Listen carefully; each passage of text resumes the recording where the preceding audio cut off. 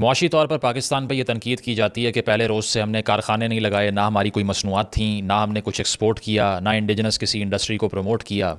तो आज इसको गलत साबित करते हैं।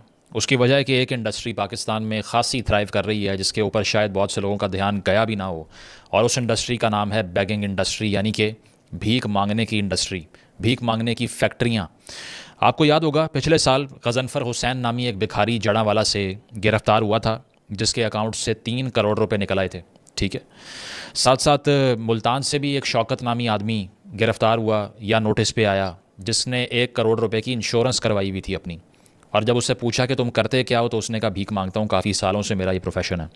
इसके अलावा सोशल मीडिया पे डॉक्टर शाजिया नामी एक खातून के इंटरव्यूज़ भी मौजूद हैं, जिसने ये कहा कि मेरी एक फ़ैमिली में शादी हुई जिनका बड़ा लग्जेरियस लाइफस्टाइल था। They use to live in massive mansions, और बड़ी बड़ी गाड़ियाँ थी उनके पास। तो मुझे कभी समझ नहीं आई कि वो करते क्या हैं। तो एक दिन मुझे आइडिया हुआ कि वो सब बैगिंग का एक नेटवर्क चला रहे हैं, भीख मांगने का। ये वो कहानियाँ हैं जिससे अंदाज़ा होता है कि शायद ये इंडस्ट्री इतना रेवेन्यू और इतना पैसा कमा रही है जितना मुझे और आपको शायद अंदाज़ा था ही नहीं। तो उसके लिए एक रिपोर्ट जब मेरे सामने आई तो पैरों के नीचे से ज़मीन निकल गई कि ये हो कैसे सकता है। दोबारा कंफर्म किया तो डॉन ने भी ये रिपोर्ट छापी हुई थी, जो पाकिस्तान का सबसे क्रेडिबल इंग्लिश पेपर्स में से एक है। रिपोर्ट के मुताबिक पाकिस्तान में टोटल 38 मिलियन लोग भीख मांगने के पेशे से मुंसलिक हैं, यानी कि तकरीबन 4 करोड़ लोग इस पेशे से मुंसलिक हो चुके हैं 24-25 करोड़ के मुल्क में। सही है। इसके साथ साथ आपने ख़ुद एक्सपीरियंस किया होगा, आप किसी भी पाकिस्तान के शहर में चले जाएं। इस वक्त बड़े शहरों की मैं अगर बात करूं तो इस्लामाबाद हो, इस्लामाबाद में थोड़ा कम है वैसे, लेकिन लाहौर हो, कराची हो, आपके लिए सड़क के किनारे गाड़ी रोक के कोई काम करना अजाब बन जाता है, क्योंकि चारों तरफ से गाड़ी की चारों विंडोज़ की तरफ से ना आपको लोग आकर नॉक करना शुरू कर देंगे, पैसे दे दो, ये दे दो, वो दे दो। सिग्नल पे रुकोगे अजाब बन जाएगी ज़िंदगी। कोई गाड़ी में बैठ के कोई बात कर रहा है, कोई कॉल कर रहा है, पैसेंजर, ड्राइवर नहीं, उसके लिए अजाब बन जाएगा कि गाड़ी नॉक होती जा रही है। तो ये इतने बड़े नंबर में इनके नेटवर्क्स फैल चुके हैं कि पाकिस्तानी लोग मुझसे इत्तफाक करेंगे कि ये दर्द सर बन चुका है। ठीक है। और उसकी वजह ये नंबर है कि अगर 4 करोड़ के करीब लोग ये काम कर रहे हैं तो इसका मतलब है they are everywhere and out of control as well. साथ साथ ये कि पर डे कलेक्शन इस रिपोर्ट के मुताबिक, यानी कि भिखारी एक दिन में कितना पैसा कमा लेते हैं मुख्तलिफ शहरों से, इसका डाटा ये बताता है कि सबसे ज़्यादा नोट जो छाप रहा है ना भिखारी पाकिस्तान में, वो कराची में है। 2,000 रुपये एक दिन की एक बैगर की कलेक्शन है, यानी कि महीने का 60,000 रुपये कमाता है वो। ठीक है। This is more than many engineers in this country and many MPhil scholars in this country, जिनकी पहली तनख्वाह भी इतनी नहीं होती माशाल्लाह। लाहौर में एवरेज पर एक बैगर यानी कि एक भिखारी 1,400 रुपये रोज़ के कमा लेता है, थोड़े से कम कराची से। इस्लामाबाद में इस रिपोर्ट के मुताबिक एक भिखारी 950 रुपये कमाता है एक दिन के, यानी कि इस्लामाबाद वाले लोग ज़रा बेहतर तर्ज अमल इख्तियार करते हैं, पैसे कम देते हैं भिखारियों को। और उसकी एक और वजह भी है, सड़कें जितनी ख़राब है ना जिस शहर में, उतने ही ज़्यादा बैगर्स वहाँ पर हैं और कमा रहे हैं, क्योंकि सिग्नल्स नहीं है, ट्रैफिक का निज़ाम ठीक नहीं है। इसीलिए कहीं भी खड़े हो जाओ, रोड ब्लॉक कर दो, गाड़ियों की स्पीड स्लो हो जाएगी, मांगने के लिए आ जाओ। तो इसीलिए कराची की सबसे बदतरीन सड़कें हैं असल में, तो वहाँ बैगर ज़्यादा कमाता है, उससे कम लाहौर में और उससे कम इस्लामाबाद में। तो ये एवरेज बनती है मुल्क के तमाम बड़े शहरों की 850 से 900 रुपये की कलेक्शन। एक भिखारी ऑन एवरेज पाकिस्तान में बड़े शहरों में अगर वो अपना धंधा चला रहा है तो वो 900 रुपये के करीब एक दिन के कमा लेता है। अब इस लिहाज से 38 मिलियन से इस रिपोर्ट ने जब रेवेन्यू निकालने की कोशिश की तो आपको यकीन नहीं आएगा कि रोज़ाना की बुनियाद पे एवरी सिंगल डे एक भिखारी जो बाहर निकलता है फील्ड में, अगर उन तमाम की कलेक्शंस को मिला लिया जाए तो 32 अरब रुपए भिखारी पाकिस्तान में रोज़ कमा रहे हैं। बेगर्स इन दिस कंट्री, दोबारा सुने, are earning ₹32 billion every single day. ठीक है। एनुअली ये बनता है 117 ट्रिलियन रुपीस, 117 खरब रुपए की इंडस्ट्री है। यानी कि ये अगर डॉलर टर्म्स में मैं आपको बताऊं, अगर आप इंटरनेशनली इस वीडियो को देख रहे हैं बाहर बैठ के पाकिस्तान से, so the bagging industry in Pakistan is $42 billion per year, according to the report published by Dawn News, Economic Times and many other international papers as well. Links दे दूंगा डिस्क्रिप्शन में। पाकिस्तान की आईटी इंडस्ट्री, जिसको गोल्ड माइन कहा जाता है, जो काफ़ी पैसा लेकर आई है मुल्क में, वो भी एक साल में $3 बिलियन कमाती है, $3 बिलियन। बैगिंग इंडस्ट्री कितना कमा रही है? $42 billion. This is almost 14 times more than IT industry is making per year. So what should I से, मैं क्या बताऊँ आप लोगों के बच्चों को भिखारी बनाएं? सॉफ्टवेयर इंजीनियर की बजाय। इसके साथ साथ अगर पाकिस्तान में ये कार्रवाइयाँ इतने खुलेआम चल रही हैं तो आप ये सोच रहे होंगे इसे कोई रोकता क्यों नहीं है। और अगर ये मैं आर्ग्यूमेंट करूं कि इसको बंद होना चाहिए तो लोग कहेंगे कि आपको शर्म नहीं आती कि जो लोग भूखे हैं या खा नहीं सकते आप उनका रोज़गार बंद करना चाह रहे हैं। लेकिन ये पाकिस्तान के कानून की खिलाफ वर्जी है, ठीक है। 1958 के वैग्रेंसी ऑर्डिनेंस के लिहाज से अगर देखा जाए तो भीख मांगना और अपने बच्चों से भीख मंगवाने के जुर्म की सज़ा 3 साल की कैद है। कितने गिरफ्तार होते हैं? ना होने के बराबर। इसके अलावा पाकिस्तान में डॉन की रिपोर्ट ये कहती है millions in Pakistan have resorted to begging as the sole source of income. They have also formed intricate networks beyond geographical boundaries. ये मैं आपको आगे चल के बताता हूँ। लेकिन ज़्यादा गैंग्स जो ऑपरेट कर रहे हैं, अब गैंग्स क्या हैं? गैंग्स ये हैं कि नेटवर्क्स होते हैं जो इलाके का तयन करते हैं कि किस सड़क पे कितने लोग खड़े होंगे। उनकी शिफ्ट्स होती हैं, उनका पिक एंड ड्रॉप होता है। ये जो हम और आप देखते हैं ना सिग्नल पे किसी के बाल ख़राब हैं, बुरी हालत है, these are disguised people because वो अपनी असल हालत में आपके सामने नहीं आते। मोस्टली 99% उन्हें पिक एंड ड्रॉप दिया जाता है, छोड़ के जाते हैं, रात को लेके जाते हैं, कलेक्शन में आधा आधा बांट लेते हैं। ये हो रहा है आपके और हमारे साथ कि हमारी जेबों से पैसे निकाल के ये नेटवर्क चला रहे हैं यहाँ पे और अपने बच्चों को और नस्लों को इस काम पे लगा रहे हैं। आगे चलें तो पाकिस्तान अनफॉर्चुनेटली, क्योंकि ये पाकिस्तान में 42 अरब डॉलर की इंडस्ट्री है, तो फिर अगर इतनी बड़ी इंडस्ट्री मुल्क में हो तो उसकी एक्सपोर्ट्स तो होती हैं। तो इस इंडस्ट्री की भी एक्सपोर्ट्स आप सुन लीजिए कि हम बैगर एक्सपोर्ट किस बड़े नंबर में कर रहे हैं। 30 जुलाई को यानी कि पिछले महीने सेनेट की standing committee on overseas Pakistanis and human resource एक सेशन होता है सेनेट का। इस स्टैंडिंग कमेटी को बताया जाता है, कोट एंड कोट कह रहा हूँ, मेरे अल्फाज नहीं हैं, A staggering 90% of beggars arrested in foreign countries are Pakistanis, mostly gone there on pilgrimage visas to Saudi Arabia, Iran and Iraq. दुनिया भर में जितने भी भिखारी रिसेंट ईयर्स में हालिया सालों में अरेस्ट हुए हैं उसमें से 90% पाकिस्तानी हैं। और ये किस तरह बाहर चले जाते हैं भीख मांगने के लिए?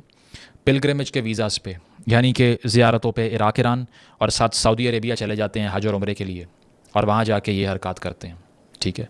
और ये सेनेट की कमेटी को ब्रीफिंग दी गई है, मेरी तरफ से नहीं, ओवरसीज़ पाकिस्तानीज़ की जो सेक्रेटेरिएट है उसकी तरफ से। इसके साथ साथ ये भी बताया गया कि अब जापान में भी ये धंधा शुरू हो चुका है, यानी कि पाकिस्तानी जापान जाकर भीख मांगने का एक नया प्रोग्राम शुरू कर रहे हैं। वहाँ पर भी ये केसेस सामने आ रहे हैं। जापानीज़ भी सोच रहे होंगे कि ये नया ट्रेंड जो है हमने प्रेडिक्ट नहीं किया था कि यहाँ पर आकर ये शुरू हो जाएगा। अब होता क्या है कि ये एजेंट्स जो कि मोस्टली साउथ पंजाब से ऑपरेट होते हैं, सेंट्रल पंजाब के भी कुछ शहर इसमें इन्वॉल्व हैं, एक दो शहर कश्मीर के भी रिसर्च कहती है कि सामने आए, ये सारा ख़र्चा उठाते हैं बैगर्स का और उनको टिकट्स करवा के देते हैं, वीज़ाज़ लगवा के देते हैं। और डील ये होती है कि आपने बाहर जाना है, एक उनको टारगेट देते हैं कि इतने पैसे कमा के लाने हैं हर सूरत भीख मांग के, और जब वो वापस आएंगे वीज़ा एक्सपायर होने के बाद तो 50% होगा। तो एजेंट आपकी टिकट के पैसे देगा, बाहर भेजेगा, कलेक्शन का आधा वो अपनी जेब में डालेगा। ये है नेटवर्क, ठीक है। और इसके साथ साथ ये है कि 2023 में भी FIA की तरफ से तकरीबन 16 भिखारियों को मुल्तान की एक फ़्लाइट जो कि सऊदी अरब जा रही थी उससे अरेस्ट किया गया। अब FIA काफ़ी एक्टिव है आजकल, जिसकी मैं तारीफ़ करूँगा कि they are doing the right thing, but इसको एक अलार्मिंग स्केल पे करना पड़ेगा, ठीक है। इसके अलावा 2024 जुलाई में यानी कि पिछले महीने 2000 पासपोर्ट गवर्नमेंट ने ब्लॉक किए हैं और शनाख्ती कार्ड भी ब्लॉक किए हैं उन लोगों के जिसका ताल्लुक़ इस नेटवर्क से पकड़ा गया है, जो बाहर गए और बाद में डिपोर्ट हुए या वापस आए, आइडेंटिफाई हो गए। तो 2000 तो सिर्फ पिछले महीने पकड़े हैं, तो आप हिसाब लगाइए कितने बड़े नंबर में ये काम हो रहा है। और मोस्टली ये फ़्लाइट्स जिसमें ये लोग सवार होते हैं वो ज़्यादा जाती हैं मुल्तान से, क्योंकि वहाँ शायद स्क्रूटनी कम होती है, इसीलिए वो वहाँ का इंतखाब कर लेते हैं। इसके साथ साथ एक बड़े नंबर में पिक पॉकेट्स यानी कि जेब जो काटते हैं उन लोगों को जो पकड़ा गया अनफॉर्चुनेटली हरम के आसपास और साथ साथ होली साइट्स के आसपास, उसमें भी पाकिस्तानियों का नंबर बहुत बड़ा था। साथ साथ 12 अगस्त 2024 इस महीने यौम आज़ादी से 2 दिन पहले FIA ने इस्लामाबाद के एयरपोर्ट से 6 लोगों को अरेस्ट किया। वो भी उम्रा करने जा रहे थे और इंटेलिजेंस बेस्ड अरेस्ट हुआ ये कि आइडिया हो गया कि ये भी भीख मांगने जा रहे हैं, नेटवर्क पकड़ा गया, ठीक है।